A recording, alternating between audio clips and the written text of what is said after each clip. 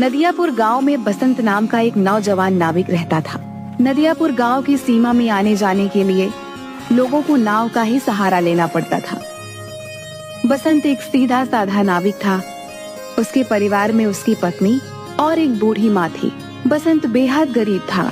बसंत के ऊपर नदियापुर गांव के लगभग सभी लोगों का कर्जा चढ़ा हुआ था। आज बसंत अपनी नाव के पास पहुंचा ही था कि तभी गांव का सेठ धनीराम कुछ लोगों के साथ उसके पास आ धमका। बस बहुत हो गया, अब मामला बर्दाश्त से बाहर होता जा रहा है, समझ गया? पूरे 6 महीने हो गए मुझे बेवकूफ बनाते हुए तुझे। आज मैं अपने पैसे ले जाकर ही रहूंगा, समझा? मुझे कुछ दिनों की मोहलत और दे दो सेठ जी। आप तो जानते ही हो कि इस वक्त धंधा कितना मंदा चल रहा है। अबे तेरा धंधा कोई मंदा नहीं चल रहा। सच तो ये है कि तू मेरे पैसे देना ही नहीं चाहता। नदियापुर गांव में आने के लिए और जाने के लिए नाव का ही सहारा लेना पड़ता है। ऊपर से ये इलाका टूरिस्ट इलाके में भी आता है। सैलानियों की कोई कमी नहीं है यहाँ पर। तेरा धंधा मंदा कैसे बढ़ सकता है बे? सेठ जी, सारे गांव वाले जानते हैं कि मेरी किस्मत कितनी फूटी हुई है।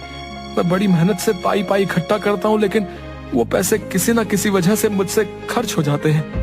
बसंत पर सेठ धनीराम बसंत का मजाक उड़ाते हुए अपने लोगों को देखकर बोला। रे सुना तुम लोगों ने? ये बड़ी मेहनत से पाई पाई जोड़कर रकम इकट्ठा करता है और इसे खुद नहीं पता कि इसके पैसे कहाँ खर्च हो जाते हैं बे? इतना कहकर धनीराम गुस्से से बसंत की ओर देखकर बोला। ये क्यों नहीं कहता कि तू एक नंबर का अय्याश है? सारे पैसे अय्याशी में खर्च कर देता है। बेवकूफ आदमी, तुझे कोई और नहीं मिला बेवकूफ बनाने के लिए, है बे? नहीं नहीं, ऐसा मत कहिए सेठ जी।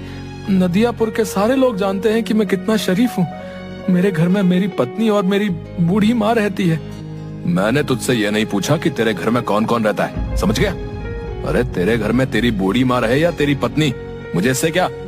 मुझे तो बस मेरे पैसे से मतलब है। और रहा सवाल तेरे शरीफ होने का, अरे तूने तो सारे गांव से कर्जा ले रखा है और जहां तक मुझे जानकारी है तूने किसी के पैसे नहीं चुकाए। मुझे थोड़ी सी मोहलत और दे दीजिए सेठ जी। मैं वादा करता हूँ कि मैं आपकी एक एक पाई चुका दूंगा। ठीक है, लेकिन इस बार मैं तुझे 10 दिन से ज्यादा की मोहलत नहीं दे सकता। 10 दिन के अंदर अंदर अगर मुझे मेरे पैसे नहीं मिले ना, तो मैं तेरा मकान तुझसे छीन कर तुझे धक्के देकर तेरे मकान से बाहर निकाल दूंगा। समझ में आ गई? इतना कहकर धनीराम वहाँ से चला गया और बसंत अपना मुंह लटकाते हुए अपने काम पर लग गया। शाम को थका हारा बसंत जैसे ही अपने घर पर पहुँचा, उसकी पत्नी बोली। आ गए सेठ जी घर पर? आपके पीछे बहुत सारे मेहमान आपको पूछते हुए आए थे। उन्होंने आपका काफी देर तक इंतजार किया और बेचारे इंतजार करके बहुत थक गए। अभी कुछ देर पहले ही गए हैं। झुमकी, मैं जानता हूँ कि तुम किनकी बात कर रही हो। जब तुम सारी बातें जानते ही हो तो फिर उन सबके कर्जे क्यों नहीं चुका देते? तुम अच्छी तरह से जानती हो झुमकी, पिछले कुछ सालों से मेरे साथ क्या हो रहा है। मैं जब भी कुछ पैसे जमा करता हूँ वो किसी न किसी तरह से खर्च हो जाते हैं। पिछली बार माँ का पैर टूट गया था, उसके इलाज में कितने पैसे खर्च हो गए। उसके बाद चोट लगने से तुम्हारी पसली फ्रैक्चर हो गई थी, उसके इलाज पर कितने पैसे खर्च हो गए। मैं तुम्हारी बातों को समझती हूँ, लेकिन गांव वाले इस बात को नहीं समझते। उन्हें तो बस अपने पैसों से मतलब है और आखिरकार वो तुमसे कब तक पैसे नहीं मांगेंगे। गांव का मुखिया धमकी देकर गया है, अगर तुमने गांव वालों के पैसे नहीं दिए तो वो तुम्हारी नाव छीन लेगा। और सेठ धनीराम मुझे धमकी देकर गया है कि अगर 10 दिन के अंदर मैंने उसके पैसे नहीं दिए तो वो मुझसे मेरा मकान छीन लेगा।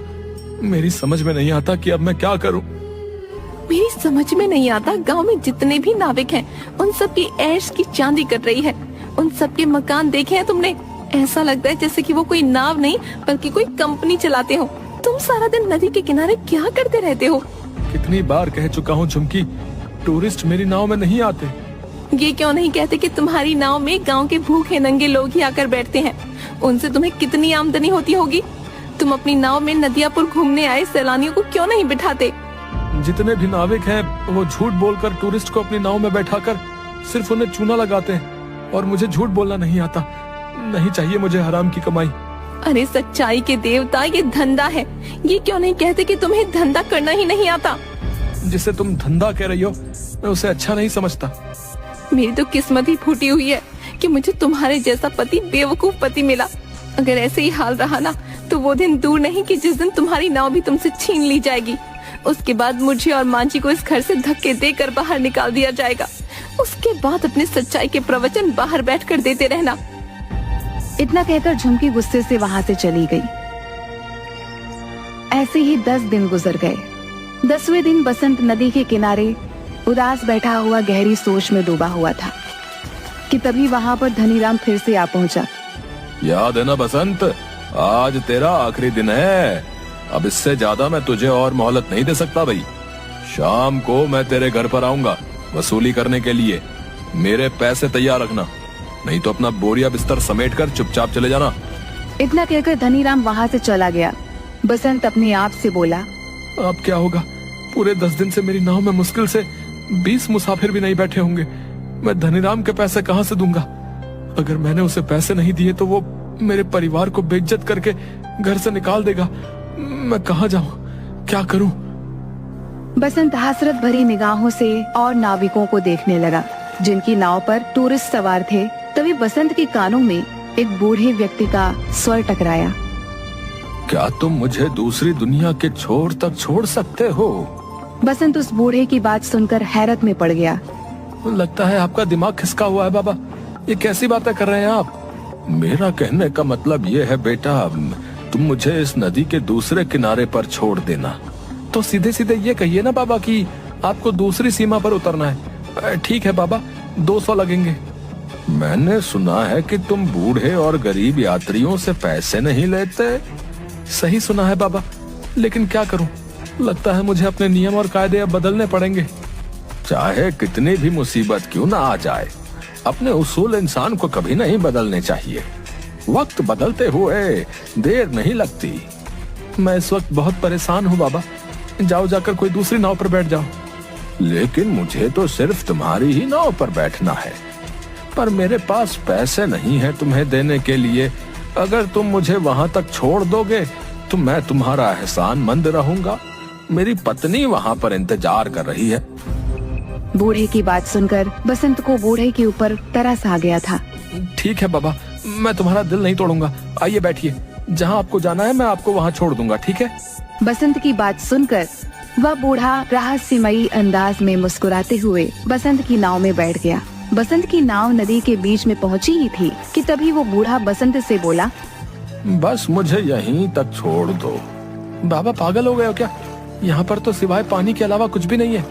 जो मुझे नजर आ रहा है वो तुम्हें नजर नहीं आएगा बेटा। तुम नाव यहीं रोक दो, मैं यहीं उतर जाऊंगा। बाबा तुम डूब जाओगे, पानी बहुत गहरा है। मगर बूढ़े ने बसंत की बात नहीं सुनी और नदी में कूद गया। यह देखकर बसंत बुरी तरीके से घबरा गया और बड़बड़ाता हुआ बोला, अरे कहाँ फंस गया मैं? अगर ये बूढ़ा मर गया तो इसकी मौत का इल्जाम भी मेरे ऊपर लगेगा। सभी लोगों ने इस बूढ़े को मेरी नाव में सवार होते हुए देखा है। अब क्या करूं? लगता है मुझे भी नदी में कूदना ही पड़ेगा। इतना कहकर बसंत ने नदी में छलांग लगा दी।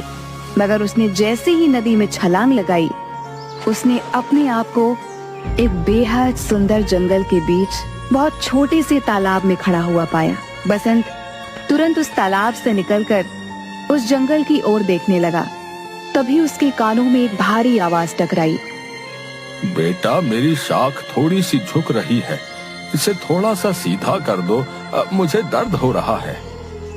बसंत ने देखा कि वो जिस पेड़ के नीचे खड़ा था, बसंत से वही पेड़ बोला था।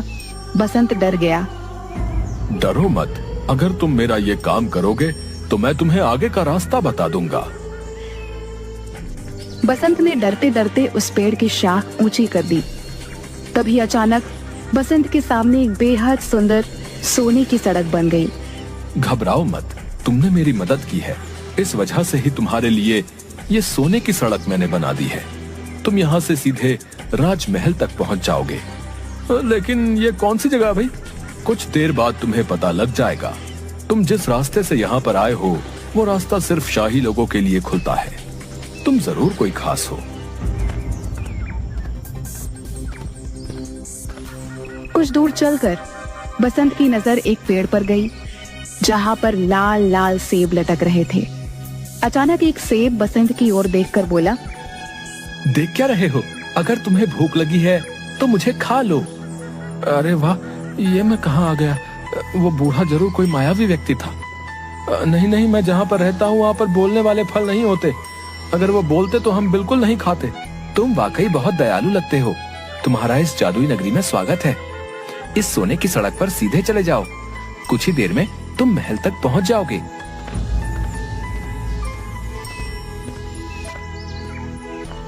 कुछ ही देर में बसंत एक आलीशान महल के सामने पहुंच गया। तभी उसके कंधे पर पीछे से किसी ने हाथ रखा। बसंत ने देखा तो सामने वही बूढ़ा खड़ा उसे देखकर मुस्कुरा रहा था। कौन हो तुम और ये कौन सी जगह है? अचानक वह बूढ़ा एक बेहद सुंदर राजकुमार में तब्दील हो गया। ये सारा का सारा राज्य मेरा है। तुम पृथ्वी पर नहीं बल्कि दूसरी एक जादुई दुनिया में हो। दूसरी दुनिया में? मैं कुछ समझा नहीं। दरअसल नदियापुर गांव की नदी के बीच एक दूसरी जादुई दुनिया का द्वार खुलता है। ये एक जादू की दुनिया है। तुम्हारा महल तो बिल्कुल सोने का मालूम होता है। यहाँ के दरवाजे, यहाँ तक कि सैनिक भी सोने के ही मालूम होते हैं। सोने के मालूम नहीं होते, ये सोने के ही हैं। मैं तुम्हें बहुत दिनों से नाव में बैठा हुआ उदास देख रहा था। मैं जानता हूँ कि तुम बहुत अच्छे स्वभाव के हो और तुम्हारी दुनिया में अच्छे व्यक्तियों के साथ अच्छा बर्ताव नहीं होता, जबकि हमारी दुनिया में ऐसा बिल्कुल नहीं होता। इसलिए मुझे लगा तुम्हारी मदद करनी चाहिए। इतना कहकर वो राजकुमार बसंत को महल के अंदर की ओर ले गया, जहाँ पर सोने के सिक्कों के ढेर लगे हुए थे। ये सारे सोने के सिक्के तुम्हारे हैं। तुम्हारी जितनी मर्जी हो यहाँ से ले जा सकते हो और तुम जब चाहो यहाँ पर आ सकते हो। मगर याद रखना, तुम्हें इस बात को हमेशा रहस्य ही रखना होगा। यहाँ तक कि तुम्हें अपनी पत्नी और माँ को भी इस बारे में कभी नहीं बताना। जिस दिन तुम इस राज को छुपाने में नाकामयाब हो जाओगे, तुम्हारे लिए इस दुनिया के द्वार बंद हो जाएंगे, क्योंकि ये यहाँ का नियम है। बसंत ने एक थैले में सैकड़ों सिक्के भर लिए। वो राजकुमार उसे उसी जादुई पेड़ के पास मौजूद उस छोटे से तालाब पर ले आया। तुम इस तालाब में कूद जाओ, तुम अपनी नाव में दोबारा वापस पहुंच जाओगे। बसंत जैसे ही उस तालाब के अंदर कूदा, उसने दोबारा खुद को नदी के बीच में पाया। बसंत उसी दिन वो सारा सोना शहर में बेच आया और उसने गांव में सबके कर्जे चुका दिए। देखते ही देखते बसंत नदियापुर का सबसे बड़ा सेठ बन गया। एक दिन बसंत की पत्नी ने बसंत से कहा, तुमने आज तक नहीं बताया जी, क्या आखिरकार तुम इतने ढेर सारे पैसे लेकर कहाँ से आए और तुम कुछ दिनों के लिए अचानक कहाँ लापता हो जाते हो? मैंने तुमसे कितनी बार कहा है झुमकी कि मैं इस बारे में नहीं बता सकता। इतना तो मैं जानती हूँ कि तुम कोई गलत काम नहीं कर सकते। अगर तुम नहीं बताना चाहते तो शायद इसमें ही हम सबकी भलाई होगी। बसंत की अमीरी देखकर धनी राम अंदर ही अंदर जलने लगा। एक दिन उसने अपने खास आदमी भीमा से कहा, मेरी समझ में नहीं आता भीमा कि ये बसंत रातों रात अमीर कैसे बन गया। मैं सोच रहा था कि इसके मकान और उसकी नाव पर कब्जा कर लूंगा, लेकिन इसने तो मेरे सारे पैसे लौटा दिए। सिर्फ आपके ही नहीं सेठ, उसने सारे गांव वालों के पैसे लौटा दिए। आज गांव में सबसे आलीशान हवेली उसकी बनी हुई है, और तो और नदियापुर में सारी नाव का मालिक बसंत ही है। हाँ मुझे पता है, और वो टूरिस्ट से बहुत कम पैसे लेता है, और गांव के लोगों को तो वो मुफ्त में ही नाव में बैठाने का काम करता है। मेरा धंधा भी चौपट हो गया। दाल में जरूर कुछ ना कुछ काला है। जाओ जाकर पता करो कि आखिर माजरा क्या है। जाओ। मैंने पता कर लिया है। क्या मतलब? कुछ दिनों पहले मैं उसका चुपके से पीछा कर रहा था। अचानक मैंने देखा कि वो बीच नदी में कूद गया और कुछ ही घंटों के बाद वो वापस आ गया। उसके हाथ में एक थैला था जो सोने से चमक रहा था। बेवकूफ आदमी, ये बात तूने मुझे पहले क्यों नहीं बताई? इसका मतलब कि नदी के बीचों बीच जरूर कोई सोने की सुरंग है जो उसके हाथ लग गई है। मुझे अभी ले चलो वहां पर।